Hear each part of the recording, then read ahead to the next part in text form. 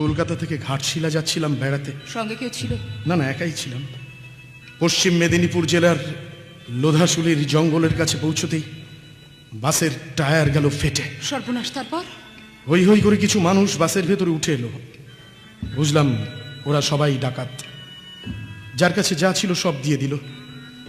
ওদের মধ্যে একজন এসে আমার কাছে হাত পাতলো। আমি ব্যাগের চেইন খুলে টাকা বের করার জন্যে তৈরি হচ্ছে, এমন সময় ছেলেটি আমার ব্যাগের ভেতর থেকে আমার প্রকাশিত বইটা তুলে নেয়। বইয়ের উপরে আমার একটা ছবি ছাপা ছিল। ব্যাস, হয়ে গেল। কি হলো?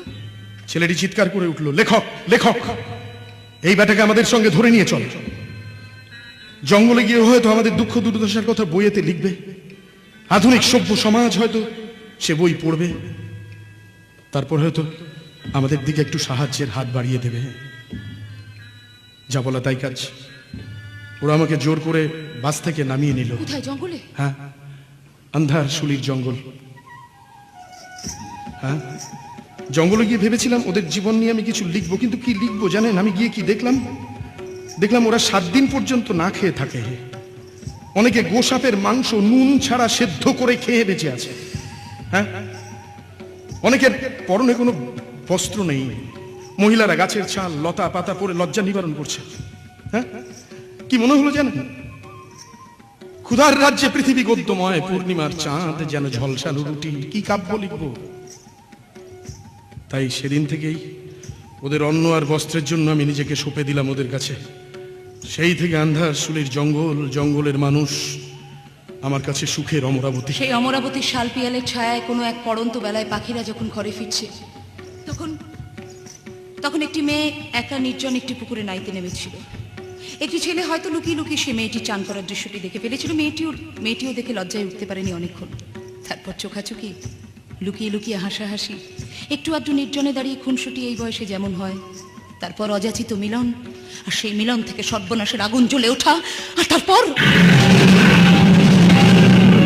তার মানে মেয়েটি চুনি আর ছেলেটি তুমি? হ্যাঁ মিস্টার বিশ্বাস, একদম তাই তাই তাই।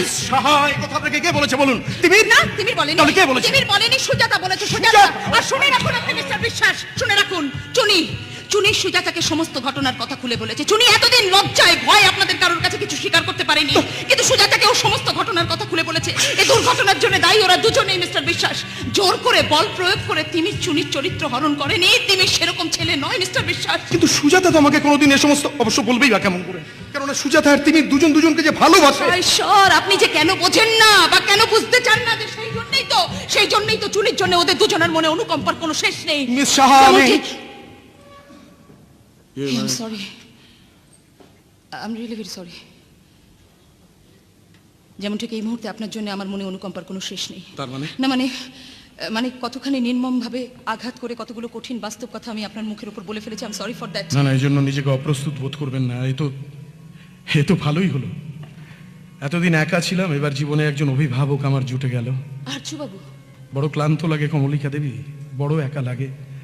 জীবনটা যে কখন কঠিন চৈত্র দুপুরের ফুটি ফাটা মাঠের মতো হয়ে গেছে আমি বুঝে উঠতে পারিনি। এবার তাহলে সেই ফাটা মাঠে বর্ষা আনুন, সবুজে সরস হয়ে উঠুক আপনার জীবনের আঙিনার।